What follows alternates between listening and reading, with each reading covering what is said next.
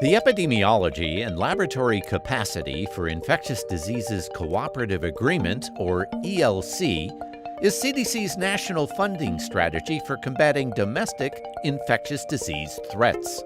This crucial CDC investment helps fund epidemiologists, support surveillance systems, modernize laboratory facilities, and develop flexible health information networks at state and local levels.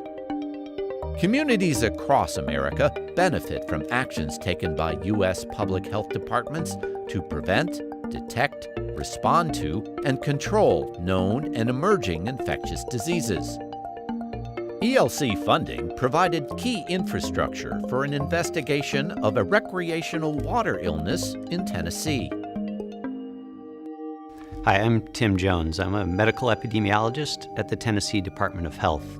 We had an outbreak of diarrheal disease due to salmonella that we ultimately found was associated with splash pads. Splash pads are water fountains and spraying water that kids tend to use for recreation. The Epidemiology and Laboratory Capacity Grant, or the ELC grant, helps support a variety of resources in our state health department that were really important in doing this investigation. Once we learned of ill people, we have a team of students and other epidemiologists at our central office that interviewed as many people that attended splash pads as they could. And this centralized investigation and interviews allowed us to be consistent and rapid in finding out the source of the illness. Our laboratory team tested human specimens and also tested water from a variety of splash pads to see what kind of germs or potential pathogens were in that water. And we ended up actually surveying almost 50 splash pads around the state. And we did a survey and found that a very large number of people get water in their mouths very frequently or are squatting over spray nozzles and doing a variety of things that aren't a good idea in terms of spreading illness.